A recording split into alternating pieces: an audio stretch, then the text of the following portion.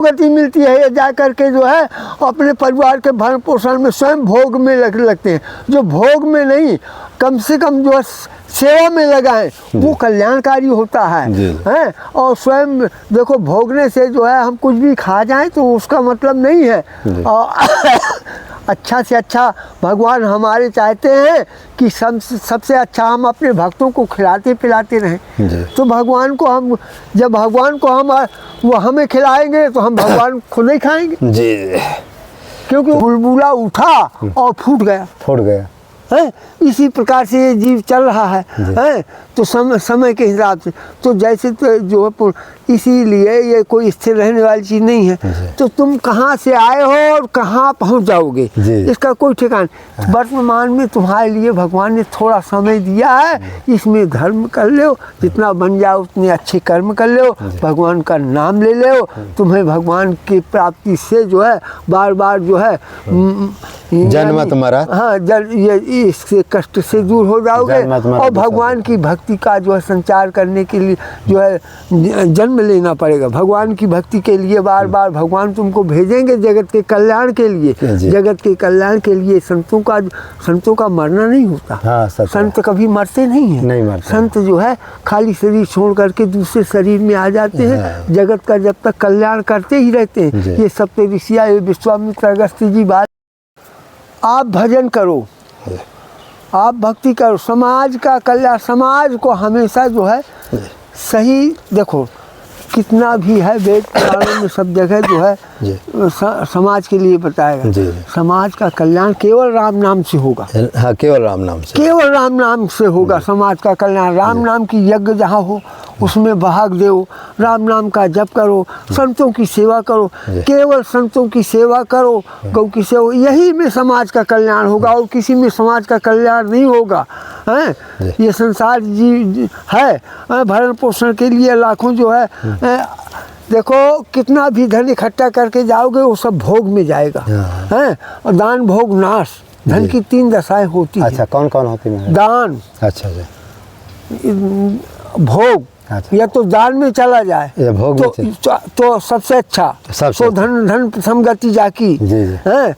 दूसरा है अगर दान नहीं हो पाया भोग करो, तो उसको भोग यानी खाओ खिलाओ है। परिवार में जो भी आ जाए आपके दरवाजे पर उसको खिलाओ, आप भी खाओ। और तीसरा अगर ये नहीं कर पाए तो उसकी नाश की गति है, वो तुम्हारा जो है सर्वस्व नाश कर देगा। वो बैठे बैठे उसमें जो है तुमको सर्प योनि की प्राप्ति होगी और भोगना पड़ेगा। इसलिए धन को अपने पास नहीं रखना चाहिए। ये जो है उतना ही रखना चाहिए, तो तीनों में इसको बांट दो, या तो जो है दान में, भोग में, और नियंत्र में नाश की गति होगी। नाश महाराज, जो बड़े बड़े ये सेठ साहूकार है, अपार धन संपत्ति दान पुण्य करते नहीं, तो इनकी कौन दुर्दशा होती है? इनकी दशा यही होती है। आज देख रहे हो कि हजारों को न जाने कैसे करोड़ रुपए फलानी जगह मिले, फलानी नेता के यहाँ। तो ये ईडी जो है छाप रहे हैं ना, तो ये के महात्मा ही है योगी मोदी। तो ये जो है सब जगह भेज रहा है कि पता लगाओ कहाँ है, और वो पैसा निकल के आ रहा है। तो किस काम के गया? किसी का खून चूस करके तुमने रखा तो वो तुम उसके काम में ना उसके परिवार के काम में नहीं आए, विनाश करेगा और जेल ऊपर से भेजेगा। तो वो सब निकल रहा है कि नहीं निकल रहा? आप देख रहे हो ये संपत्ति जो है बिना जो है स्वेच्छा के, बिना धर्म के धन नहीं रहता है। धर्म के साथ ही, धर्म मुख्य नहीं है, वो धन मुख्य नहीं है, धर्म मुख्य है। धर्म के पीछे ही धन रहता है। धन के पीछे धर्म नहीं जाता। धन के पीछे धर्म नहीं जाता, धर्म के पीछे धन आता है। दशरथ जी को तुम सुख संपद भी नहीं बुलाए, धर्मशील पहि जाहि सुभाए। तो ऐसा हमारा मत है। नहीं, ऐसे नहीं, सत्य है। कहते हैं ये धन संपत्ति जो शीलवान होता है या दान पुण्य करता, भगवान स्वयं भेजते कि जो और कर है ना, और जितना वो करेगा उतना उसका कल्याण होगा। तो अब देखो हमारे पास भी जो देखो धन दौलत आते, आप देखते होंगे कि हम जगह जगह बांटते रहते हैं। आप जो है जगत के कल्याण के साथ संतों के कल्याण के लिए जंगल में बेचारे पड़े हैं, भजन कर रहे हैं, उनको समय नहीं मिलता है बाजार जाने के लिए। आप साग पहुँचा देते हैं, आप चावल पहुँचा देते हैं, आप जो है राम रस वगैरह सब कुछ आप उनके गाय की खरी के लिए, आटा के लिए सब भिजवा देते हैं। ये कितना बड़ा कल्याण है, और जो आपको देते हैं उससे दुगना आप उनका कल्याण है। तो ये सब जो है भक्तों की महिमा क्या है, ये भगवान राम नाम की प्रेरणा से जो है ये सब हो रहा है। महाराज एक कमेंट हमारे पास और आया है कि महाराज जी जैसे कुछ लोग क्या करते हैं, जैसे विश्वास उनका दृढ़ नहीं होता है कि परमात्मा है कि नहीं, या दान पुण्य का फल मिलता है कि नहीं मिलता है, या कुछ ऐसा वो देखना चाहते हैं, तो इससे कैसे विश्वास हो कि हमने दान बता रहे हैं उनको कैसे नहीं विश्वास होगा। उनको ये विश्वास है कि आदमी मरता है कि नहीं मरता। अरे एक तो हमसे कह रहा था महाराज दूसरा जन्म होता है, क्या प्रमाण है दूसरा जन्म होता है? ये पहले बताओ कि जन्म तुमको कौन दिया? जी माता पिता के द्वारा आई, यानी आए। तुम पहले कहाँ थे ये नहीं बता सकते। नहीं बता सकते। जाएंगे तो ये भी नहीं बता सकते कि कहाँ चले गए। जी। जो बीच में है इसी समय है, यही बता सकते हैं। वर्तमान में बता सकते हैं। जो पहले था उसको नहीं आप जानते, और जो बाद में है उसको भी नहीं जानेंगे कि हम कहाँ चले गए। तो ये पहले बताओ, आदमी जब मरता ही है और जन्म लेता ही है तो हम देखते हैं कि नहीं देखते? हाँ, ये देखते हैं कि आदमी पैदा हुआ, बड़ा हुआ, और बड़ा होने के बाद में जो है वो बुढ़ा हो गया, और या एक्सीडेंट में और या किसी कारणवश रोग में वो खत्म हो गया। तो ये प्राणी जैसे पानी का बुलबुला उठा और फूट गया है, इसी प्रकार से ये जीव चल रहा है। तो समय के हिसाब से तो जैसे तो जो है, इसीलिए ये कोई स्थिर रहने वाली चीज़ नहीं है। तो तुम कहाँ से आए हो और कहाँ पहुँच जाओगे इसका कोई ठिकाना। वर्तमान में तुम्हारे लिए भगवान ने थोड़ा समय दिया है, इसमें धर्म कर लो, जितना बन जाओ उतने अच्छे कर्म कर लो, भगवान का नाम ले लो, तुम्हें भगवान की प्राप्ति से जो है बार बार जो है जन्म तुम्हारा, हाँ, ये इससे कष्ट से दूर हो जाओगे, और भगवान की भक्ति का जो है संचार करने के लिए जो है जन्म लेना पड़ेगा। भगवान की भक्ति के लिए बार बार भगवान तुमको भेजेंगे जगत के कल्याण के लिए। जगत के कल्याण के लिए संतों का मरना नहीं होता। संत कभी मरते नहीं है। संत जो है खाली शरीर छोड़ करके दूसरे शरीर में आ जाते हैं, जगत का जब तक कल्याण करते ही रहते हैं। ये सप्तऋषियाँ, विश्वामित्र, अगस्त्य जी, वाल्मीकि, दत्तात्रेय, ये जितने भी महान पुरुष रहे हमारे, भरद्वाज जी, गौतम जी, अत्रि जी, परशुराम जी, ये जितने भी रहे, ये सब जो है ये स्वरूप में बदल, तुलसीदास जी, सूरश्याम तुलसी, कबीरदास जी, रविदास भक्त, ये जितने भी हैं सब ये मरे नहीं। इन्होंने शरीर छोड़ करके जो है आज भी है ये दूसरे रूप में। अब देखो जो आपके कबीर साहब, ये पहले जिसके पहले वाले अवतार में महाराज जी प्रहलाद जी के अवतार थे। प्रहलाद जी जो इसके पहले सनकादिक जी के अवतार थे, और सनकादिक स्वयं ब्रह्मा जी से, तो 3 अवतार तो इनके है ही है। तो जो लोग कहते हैं कि क्या हमारा दूसरा जन्म होगा कि नहीं, इसी तरह, लेकिन अब जैसे मान लो जीव पापी है तो 84 लाख योनियों में भटकता रहता है, उसको भोगना पड़ेगा। इसलिए भैया आधो गति से अपने को बचाओ, और बचा करके भाई ये नास्तिक में मत पड़ो। ये जो है दुनिया के जो है अंधविश्वास में आकर के जो स्वयं वो लोग जो ऐसा कहते हैं कि हम क्या प्रमाण माने कि भगवान है कि नहीं है, वो हमारा जन्म होगा कि नहीं, वो जो है आश्री योनि मापन, ये जो है भगवान को जो है इनको जो है नरक देंगे और इनको भोगना पड़ेगा। जब ये कष्ट की पीड़ा से जो है तबाह हो जाएंगे, तब इनके नेत्र चक्षु खुलेंगे, तब इनका जो है स्वच्छ निर्मल मन होगा, और निर्मल मन होने के बाद तब ये परमात्मा से पुकारेंगे, तब परमात्मा इनको मनुष्य की देह दे करके कहेंगे भजन करो। तब ये भगवान से प्रार्थना करके जीव आता है कि हे प्रभु, अब मैं तुम्हारा भजन करूंगा, मेरा उद्धार करना, अब मैं ऐसी गलती कभी नहीं। महाराज जी, क्या गर्भ में परमात्मा दर्शन देता है? क्या जरूर देता है। अंत समय, जिस समय प्रसव का समय आता है, उस समय भगवान दर्शन करके उसको भेजते हैं कि देखो तुम मुझे भूलना नहीं। अच्छा, और मैं तुमको भेज रहा हूँ। तो जीव कहता नहीं महाराज वहाँ जा कर के मैं केवल राम नाम ही लूँगा और राम नाम लेता ही रहूँगा। मैं आपको नहीं भूलूँगा कि मेरे नेत्रों से जो पाप हो जाएगा इसको आप क्षमा करना। और क्योंकि ये नेत्र जो है सुंदरता, इनको क्या चाहिए? सुंदरता। सुंदरता संसार में भगवान से ज़्यादा कुछ सुंदर नहीं, इसलिए भगवान इतने सुंदर बन के आए थे और इतने शील बन के, इतने सत्यवादी बन के आए थे कि ताकि मेरा ही आचरण करे। कम से कम ये जो मेरी तरफ तो हेरे, मेरी तरफ भगवान की तरफ तो हेर को देखो, भगवान की तरफ मुड़ के देखो। संसार को देखते देखते तुम ये तो उन्हीं का बनाया हुआ, उन्हीं का बनाया।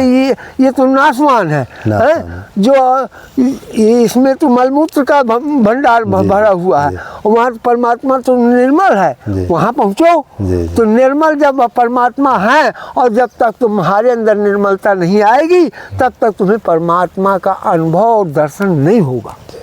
तो महाराज जब ये गर्भ से बाहर आता है, भूम गिरा जिम ढावर पानी जिम जी वही मायल, तो क्या वो भगवान का वो भूल जाता है याद किया हुआ, क्या होता है? देखो ये तो समय के अनुसार से, जब कोई अगर दुष्ट प्रकृति के बीच में पड़ गया तो उसके सब जो है संस्कार भूल जाते हैं, और जो है जो किसी संत के किसी अच्छे उसमें परिवार में पहुंच गया तो उसको अवस्था पाने के बाद में जैसे उसको गंगा जल और तुलसी दल और जो है गौमूत्र, पंचगव्य और संतों की चरण की धूल ये अगर मिलती रहेगी तो उसके संस्कार जाग उठेंगे।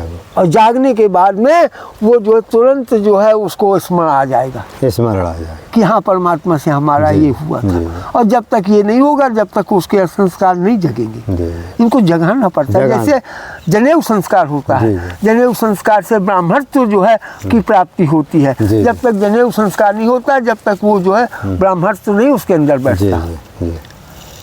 तो महाराज जी ने आज बहुत अच्छी बातें बताए। अब समय भी नहीं महाराज जी, ऐसा है आज मैं जो है दूसरे महात्मा के पास जाने का समय नहीं है, इसको भी आप रख लीजिए। तो आपको जो है 10-15 किलो आलू हो जाएंगे। गाय माता भी आपकी बीमार है तो अपना बढ़िया वो सब कुछ हो जाएगा। कुछ दिन आप इसको खाइए, फिर जैसा होगा फिर देखा जाएगा। तो मानव धर्म प्रसार की जाए, सत्य न्याय धर्म की जाए, चित्रकूट धाम की जाए, कामदगिर भगवान की जाए। कुछ भी बनने के पहले आप मानव बनो। मानव एक जाति है, मानवता ही एक धर्म है। सभी धर्म संप्रदायों के संतों का, प्रवर्तकों का समादर करना, अनाचार दुराचार भ्रष्टाचार को मिटाना, समाज में फैली हुई कुरीतियों आडंबरों के विरुद्ध संघर्ष करना, छुआछूत रंग भेद का भेदभाव मिटाना और स्थानीय न्याय द्वारा न्याय सुलभ कराना, गांव-गांव मोहल्लों में जा कर के मानव धर्म की स्थापना करना और लोगों का जो है परोपकार के द्वारा कल्याण कर। संतवाणी क्या है? कोई भी कार्य जब सुबह आप उठें तो कहते कोई भी कार्य जो है ठाकुर जी के सामने स्नान करके प्रार्थना करें कि हे प्रभु मैं जो है वो शक्ति हमें दो, दया निधे, कर्तव्य मार्ग पर डट जावे। ये बात ये प्रार्थना करते हुए आप कोई भी कार में जाएं और जब कार से लौटे या शाम के समय फिर यही प्रार्थना करो कि हे प्रभु अब मैं सोने जा रहा हूँ, मेरा सारा कार जो दिन का कार्य था पूरा हो गया, अब मुझे शांति दीजिए, अब मैं सोने जाऊँ। ये दो कार्य यदि आप जीवन में उतारते रहेंगे तो और एक चीज़ और है, परोपकारी धर्मात्मा बिना साधन भजन के ईश्वर को प्राप्त कर लेता है।